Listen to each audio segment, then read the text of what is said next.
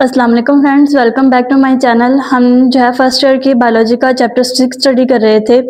Previous lecture में हमने जो है फोटोसिंथेसिस के बारे में देखा कि फोटोसिंथेसिस जो है वो क्या होती है, प्लांट्स में होती है और एल्गी के अंदर ही होती है, और इससे जो है वो ग्लूकोज बनता है जिसको मुख्तलिफ एनिमल्स यूटिलाइज करते हैं और अपनी एनर्जी जो नीड है उसको पूरा करते हैं।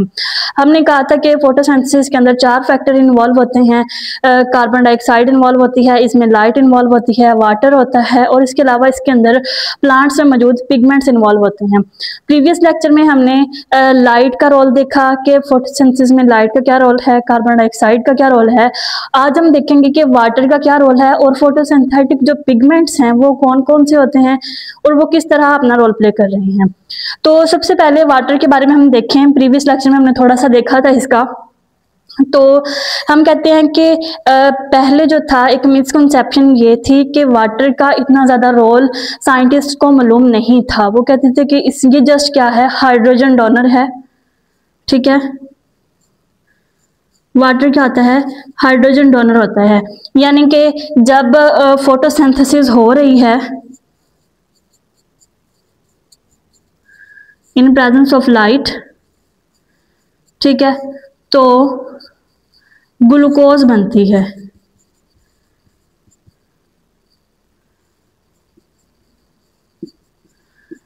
अब उन्होंने कहा था कि यहाँ पे वाटर रिएक्टेंट में भी है, प्रोडक्ट में भी है, नेट गेन जो वाटर का है वो 0 है। इस वजह से उन्होंने कहा कि इसकी इतनी ज़्यादा इंपॉर्टेंस नहीं है।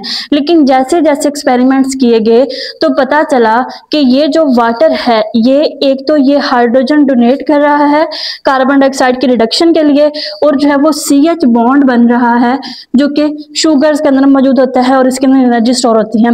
उसके अलावा साइंटिस्ट ने जो है वो 1930 में एक साइंटिस्ट था नील, उसने क्या किया, एक्सपेरिमेंट किया और उसने कहा कि ये जो हमारे पास ऑक्सीजन आ रही है ये कार्बन डाइऑक्साइड से नहीं आती बल्कि वाटर से आती है। इसके लिए जो है उसने एक्सपेरिमेंट भी कंडक्ट किया और 1940 में ये भी प्रूव हो गया था कि उसकी जो हाइपोथेसिस उसने दी थी वो करेक्ट थी। एक्सपेरिमेंट से साइंटिस्ट ने इसको प्रूव किया। अब क्या एक्सपेरिमेंट उन्होंने किया, उन्होंने 2 ग्रुप्स लिए, ठीक है, और क्या किया कि वाटर को और कार्बन डाइऑक्साइड को हैवी आइसोटोप के साथ जो है मिला दिया। आइसोटोप कौन सा था, ऑक्सीजन का आइसोटोप था हैवी आइसोटोप 18। उन्होंने एक ग्रुप के अंदर जो है इसको वाटर को हैवी आइसोटोप दे दिया और दूसरे ग्रुप के अंदर जो कार्बन डाइऑक्साइड थी उसको ऑक्सीजन का हैवी आइसोटोप दे दिया। अब इसमें क्या हुए, 2 ग्रुप्स बन गए प्लांट्स के। यहाँ पे कार्बन डाइऑक्साइड नॉर्मल ली और यहाँ पे जो है वाटर नॉर्मल लिया। लेकिन उन्होंने कहा कि इसका जो रिजल्ट आया, इसका रिजल्ट जो है वो टोटली डिफरेंट आए। क्या हुआ कि यहाँ पे जो बनी हमारे पास C6H12O6 बन गया प्लस वाटर आ गया, और यहाँ पे भी C6H12O6 बन गया प्लस वाटर आ गया। लेकिन यहाँ पे जो ऑक्सीजन थी उसके अंदर हैवी आइसोटोप मौजूद था और यहाँ जो ऑक्सीजन थी वो क्या थी, नॉर्मल थी। ठीक है, क्यों, क्योंकि यहाँ पे वाटर नॉर्मल है, ऑक्सीजन नॉर्मल है। यहाँ पे वाटर के अंदर हैवी आइसोटोप है लेकिन ऑक्सीजन के अंदर भी हैवी आइसोटोप है। इसका मतलब ये हुआ कि हाइड्रोजन को डोनेट करने के साथ साथ जो ऑक्सीजन बन रही है बाय प्रोडक्ट के तौर पे, एक साइड प्रोडक्ट के तौर पे, वो कहाँ से आ रही है, वाटर से आ रही है, ना कि कार्बन डाइऑक्साइड से। कार्बन डाइऑक्साइड सिर्फ कार्बन प्रोवाइड कर रहा है शुगर बनाने के लिए। इसका मतलब ये हुआ कि जितनी भी हम ऑक्सीजन ले रहे हैं, अपनी इनहेल कर रहे हैं, वो कहाँ से आ रही है, वो वाटर से आ रही है। अगर ये ना हो, फोटोसिंथेसिस में ऑक्सीजन नहीं बनेगी और हम सफोकेट होके क्या हो जाएंगे, इवेंचुअली हमारी डेथ हो जाएगी।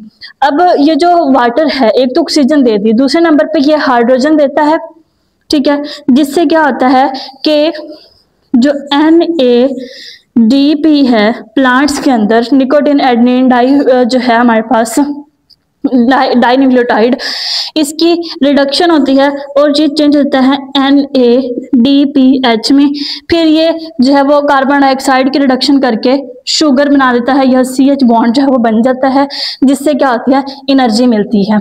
तो ये था वाटर का रोल कि एक तो इसने हाइड्रोजन दी है शुगर बनाने के लिए, दूसरा ऑक्सीजन भी ये दे रहा है ताकि जो बायो प्रोडक्ट ऑक्सीजन बन रही है उसको यूटिलाइज किया जा सके। नेक्स्ट हमारे पास आते हैं फोटोसिंथेटिक पिगमेंट्स।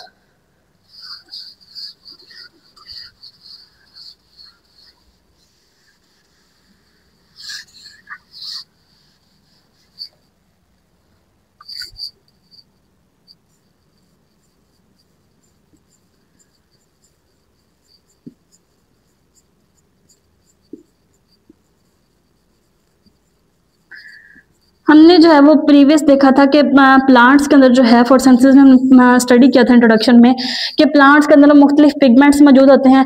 वो पिगमेंट्स क्या करते हैं, वो लाइट को कैप्चर करते हैं। अब हम कहते हैं कि ये सूरज है, हमारे पास सनलाइट आ रही है, ठीक है, ये सन है, इससे जो एनर्जी आ रही है इसको क्या करते हैं, प्लांट्स कैप्चर करते हैं।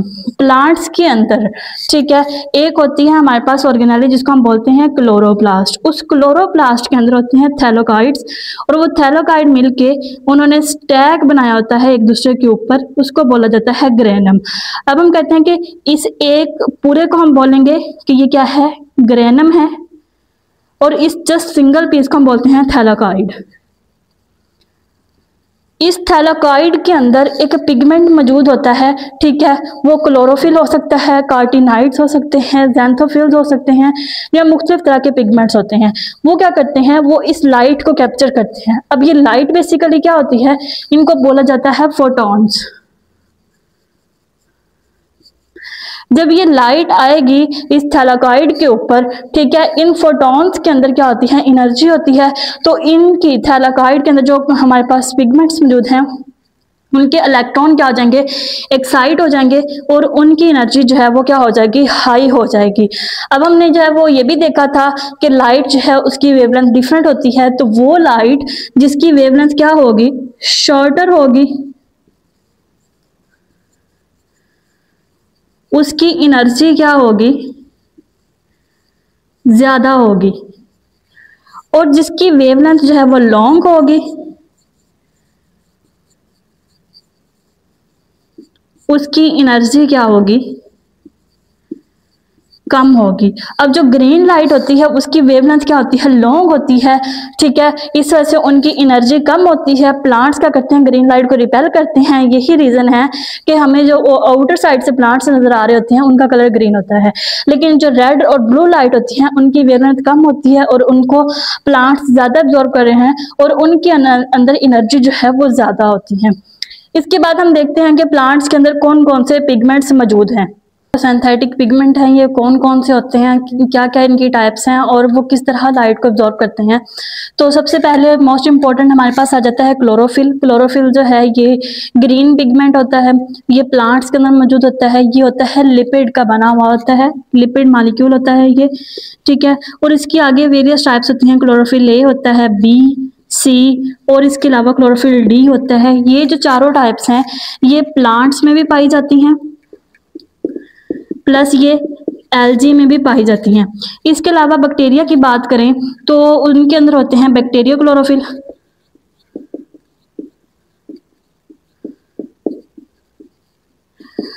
क्लोरोफिल जो है ये हमने देखा कि क्लोरोप्लास्ट जो है उसकी थैलोकाइड मेम्ब्रेन के अंदर ये मौजूद होता है। इसकी स्ट्रक्चर की बात करें तो हम कहते हैं कि ये एक पोरफोराइन रिंग होती है। पोरफोराइन रिंग के आगे फर्दर 4 इसके अंदर पायरोल रिंग्स होती हैं, ठीक है, और उनके साथ स्पेसिफिक जो है वो ग्रुप अटैच होते हैं।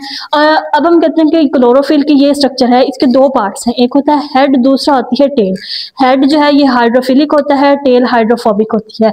हेड के अंदर 4 जो हैं वो पायरोल रिंग्स होती हैं, और उनके दरमियान मैग्नीशियम होता है जिसने इन चारों को क्या किया होता है, होल्ड किया होता है।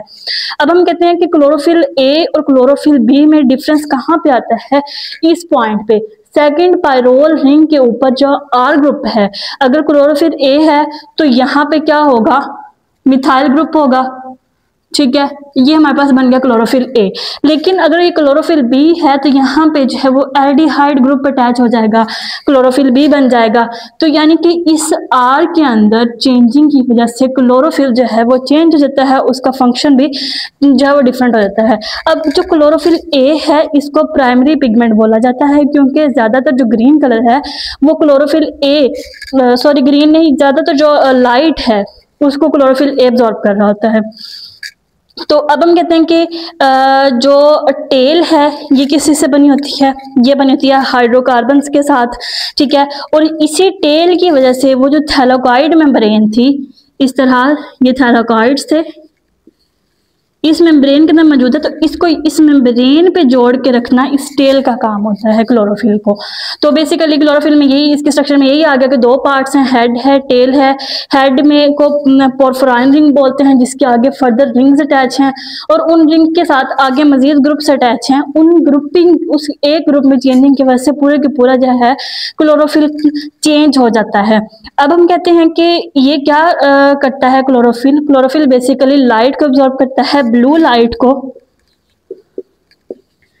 प्लस रेड लाइट को इसने क्या करना होता है, एब्जॉर्ब करना होता है क्लोरोफिल ने, और इसी के थ्रू क्या होती है, आगे फोटोसिंथेसिस जो है वो कैरी आउट की जाती है। अब हम कहते हैं कि इसके अलावा, क्लोरोफिल के अलावा भी मजीद हमारे पास पिगमेंट्स मौजूद होते हैं, जिनको बोला जाता है एक्सेसरी पिगमेंट्स। एक है प्राइमरी पिगमेंट जो कि क्लोरोफिल है, नंबर 2 पे आ जाते हैं एक्सेसरी पिगमेंट। एक्सेसरी का मतलब होता है मददगार, यानी कि ये ऐसे पिगमेंट्स हैं जो कि क्लोरोफिल की हेल्प कर रहे हैं आगे। इसके अंदर आ जाते हैं हमारे पास क्लोरोफिल बी भी एक्सेसरी पिगमेंट में आ जाता है, कार्टिनाइड्स आ जाते हैं, ठीक है, फाइकोबिलेंस आ जाते हैं। क्लोरोफिल बी हो गया, इसके अंदर कार्टिनाइड्स हो गया, फाइकोबिलिन हो गया, ये जो है ये एल्गी में पाया जाता है, ये जो है ये प्लांट्स में पाया जाता है, प्लस ये सियानोबैक्टीरिया में भी मौजूद होता है, ठीक है। अब इन एक्सेसरी पिगमेंट्स का क्या काम होता है। अब हमने कहा था जो क्लोरोफिल ए है वो तमाम लाइट को अब्जॉर्ब नहीं कर रहा, वो रेड और ब्लू लाइट को अब्जॉर्ब कर रहा है, बाकी जो लाइट है, ग्रीन लाइट है, ठीक है, वो बच जाती है। तो ये जो कार्टिनाइड्स होते हैं ये क्या करते हैं, ये ब्लू और ग्रीन लाइट को अब्जॉर्ब करते हैं, तो उस लाइट को एब्जॉर्ब करके ये क्लोरोफिल ए को ट्रांसमिट कर देंगे, यानी क्लोरोफिल ए की ही ये हेल्प कर रहे होते हैं। तो इनका सीक्वेंस ये होता है कि कार्टिनाइड्स जो हैं उन्होंने एक लाइट को एब्जॉर्ब किया और उस लाइट को आगे भेज दिया क्लोरोफिल बी के पास। क्लोरोफिल बी ने उसको आगे भेज दिया क्लोरोफिल ए के पास। इससे जो है वो क्लोरोफिल ए की जो है वो हेल्प हो जाती है, उसको तमाम लाइट इकट्ठी नहीं करनी पड़ती, उसकी जो एक्सेसरी पिगमेंट्स हैं वो उसको लाइट एब्जॉर्ब करके दे देते हैं। अब हम कहते हैं कि इसके अलावा हमारे पास एक किस में आता है, एब्जॉर्प्शन स्पेक्ट्रम। ये हमने देख लिए कि पिगमेंट कौन कौन से हैं और उनका क्या क्या फंक्शन है। मोस्टली वेवलेंथ को जो एब्जॉर्ब कर रहे हैं कि जो क्लोरोफिल ए है वो उसने रेड और ब्लू को करना है मेनली, और जो क्लोरोफिल कार्टिनाइड्स हैं उन्होंने ग्रीन को करना है।